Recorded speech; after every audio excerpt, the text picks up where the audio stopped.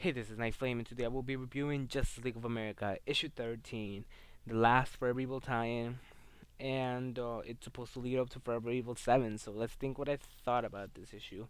So this issue we see um, Stargirl fighting Despero, and she noticed that she has some powers of Martian Manhunter in her since he died. Quotation marks on died last issue, and she ends up beating Despero up because she's like, "Oh yeah, I can see through your head. I know your weaknesses, and I know how to beat you." So she doesn't beat him up, but she like stops him for a second in order to stop Firestorm from exploding. You see the countdown going through the pages, and then when she gets inside Firestorm, both of the people who control Firestorm they're fighting against each other, and if they end up killing each other, they're gonna explode. So the whole point is that if they're fighting, Firestorm is suffering. And then Stargirl is like, "Stop!" and she stops them. Uh, Firestorm doesn't explode, and all the heroes come out of Firestorm. She saves all the heroes, and they get ready for their fight against Despero because that's the whole point. They have to destroy Despero.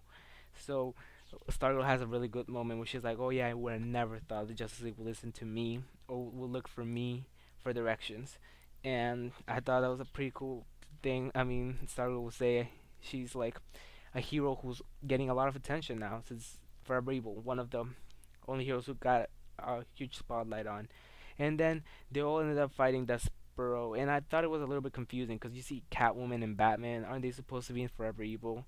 I mean, but then it all gets answered because there's like this little hole in the sky. Stargirl goes through it, and you find out that she's never left the prison. She's never left the prison. She's been there the whole story arc.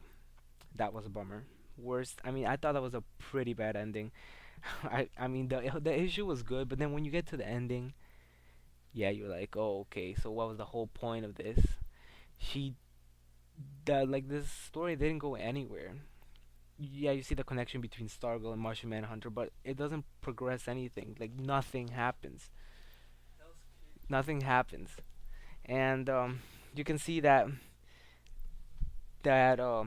like the story never progresses. There was no point on this tie-in since like even Arkham War had like a story progression. Bane defeated all the villains. What is this?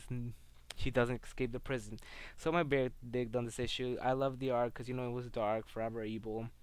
But the story, I love the story arc. I mean, if it would have had a better ending, probably would have enjoyed it. But the end made it seem really bad, like bad, because you get nowhere. So it ends up like she never escaped the prison. So what's the whole point? I don't know. I want to know your guys' opinion. I know there was a lot of character development that we find out, but the ending, I how is this even tying into Forever Evil 7? Well, they just say that Steve Trevor has Wonder Woman's lasso and they can help them out. That's it.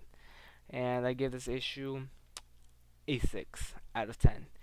If you love Stargirl, pick this up. But if you want to know what happened in Forever Evil, don't pick any of these issues up because they don't progress any story. Only character development. So thanks for watching. Hope you like this video and subscribe. Thanks.